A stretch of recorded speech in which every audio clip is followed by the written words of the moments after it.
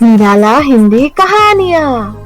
Hello दोस्तों, आप देख रहे हैं निराला हिंदी कहानियाँ। अगर आपको मेरी ये कहानी अच्छा लगे तो लाइक, शेयर, कमेंट करना ना भूलें और ऐसे ही नई कहानी आगे देखने के लिए इस चैनल को सब्सक्राइब करना ना भूलें।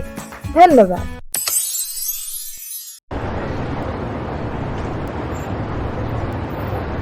और तुम उन लोगों के साथ जा ही क्यों रहे हो? अच्छा लगेगा क्या? तो तुम्हें क्यों मिर्ची लग रही है?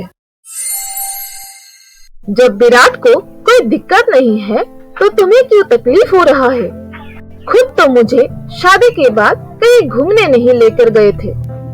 अब तुम्हें बड़ा पता है कि घूमने जाते हैं। अरे तो उस टाइम कितने लोग हनीमून पर जाते थे, पर उससे अलग तुम कितनी घूमी हो। कभी घर पर टिकते ही नहीं थी। माँ, आप लोग बातें करते रहो, मैं यहाँ से जाती हूँ। ठीक है बेटी, तुम यहाँ से जाओ।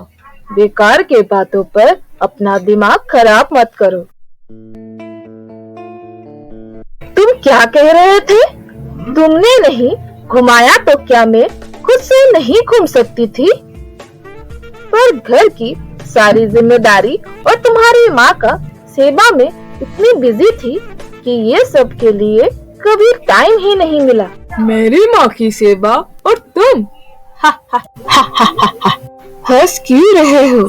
जैसे तुमने मेरी माँ की सेवा की है, ऐसे तो अच्छा होता कि कोई सेवा ही ना करे। तुम ऐसे क्यों कह रहे हो? तो और मैं क्या कहूँ? तुम पूरा दिन घूमती रहती थी और बेचारी मेरी माँ घर का सारा काम करती थी, और उसके बाद भी तुम उन्हें कभी चैन से रहने नहीं दी। बेचारी परेशान होकर मेरे बड़े भाई के पास चली गई और मैंने भी नहीं रोका, ये सोच के कि कम से कम यहाँ से तो वहाँ शांति से रहेगी। अब आप कुछ ज्यादा ही बोल रहे हो। हाँ, मैं ठीक बोल रहा हूँ। तुमने सास को तो चैन से रहने नहीं दिया, कम से कम अपने बहू और बेटे को तो रहने दो। उसकी खुशियों के बीच मत आओ। अब मैं कब और कैसे आ रही हूँ? बस अपने बेटे के साथ घूमने ही तो जा रही हूँ। तुमने मुझे बिल्कुल ही बेवकूफ समझ रखा है। मैं कुछ नहीं समझता क्या? तुम ये सब बहुत गलत कर रही हो।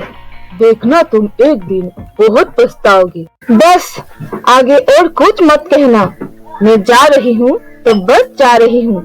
तुम बस घर का ख्याल रखना। वो तो मैं हमेशा ही रखता आ रहा हूँ। क्या बोला तुमने? कुछ भी तो नहीं।